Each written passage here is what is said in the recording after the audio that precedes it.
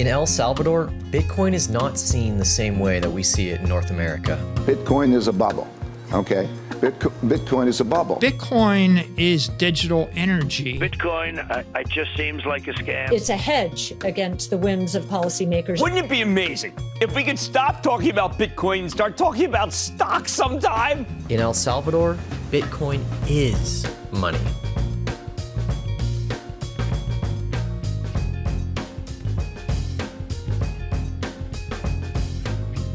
But to understand why anyone would use Bitcoin as a currency for a whole country, we have to ask a simple yet under-asked question. What is money? What is money? What is money? What is money? Damn, I've never been asked that before, actually. What is money? It's a piece of paper. It's some change. A measure of work, a measure of value. Means of exchange, I guess, right? Money is a sham. Money is a necessary evil. It's really annoying.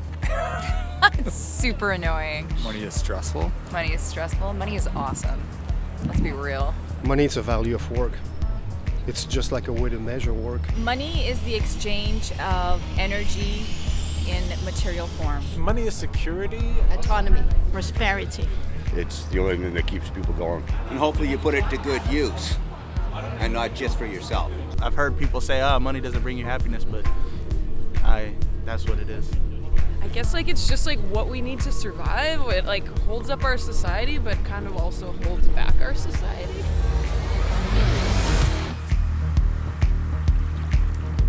Since the dawn of time, human beings have perpetually searched for a better type of money.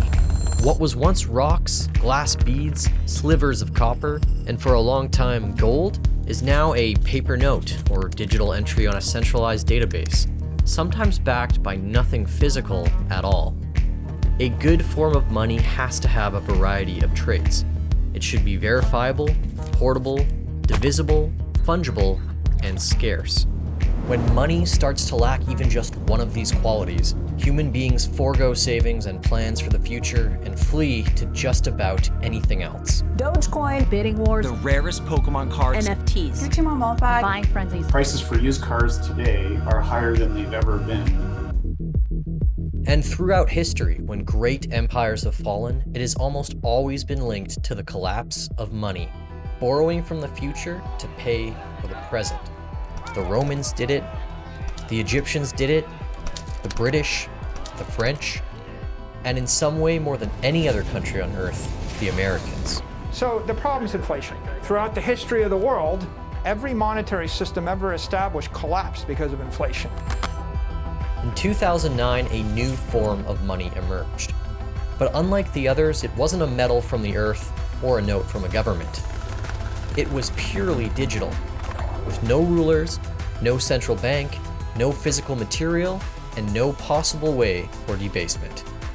Bitcoin, a money with rules, but no rulers. Now, if you haven't heard of Bitcoin yet, it is making international headlines and changing the way we exchange money. It's a haven for people who want to make illegal payments. When you talk about Silk Road and the Drugs Association, what about HSBC? Billions of dollars of money laundering right there. I have nothing to do with Bitcoin. Satoshi Nakamoto is you. It's not Bcash, it's Bitcoin Cash. The Bitcoin trend is not going to stop. Bitcoin is a bubble. Rat poison. PayPal cashing in on the crypto craze. That is why next week I will send to Congress a bill that will make Bitcoin a legal tender in El Salvador.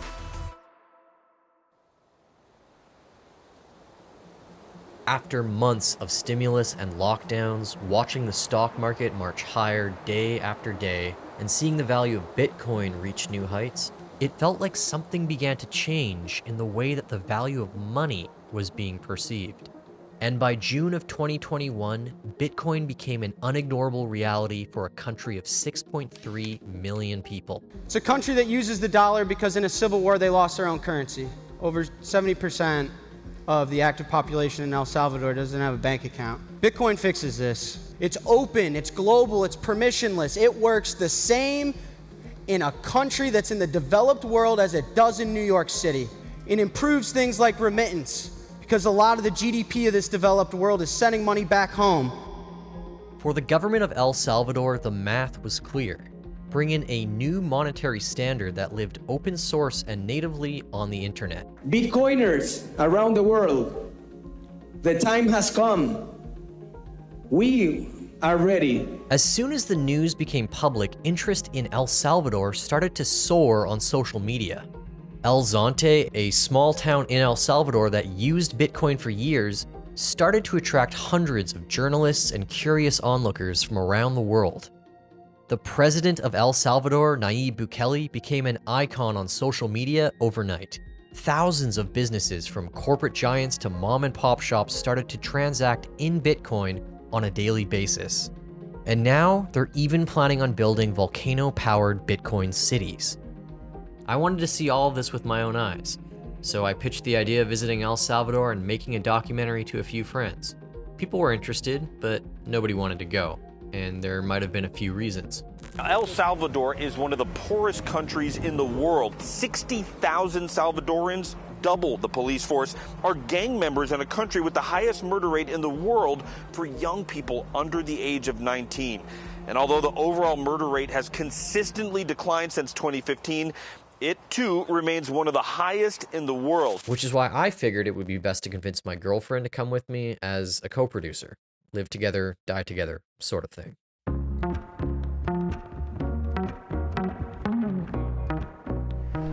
So this is not visual or important, but because we had a bunch of batteries for all the film gear that we had to take every single piece of our film gear apart and then I guess just connect it to terminals, because you're only allowed to bring like 4 lithium batteries, which is ridiculous. But here we are, we made it through customs. How's Makiko doing? Pooped. Tired, probably want some food. Yeah. But we got through and we're going on a plane soon.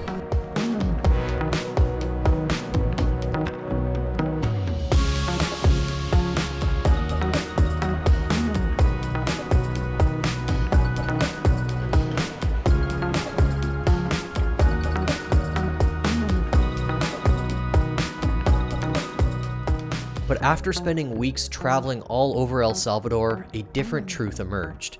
This was not the same country that millions of Salvadorians had emigrated from decades ago. This is a country that, while still far from perfect, is on the brink of a total transformation.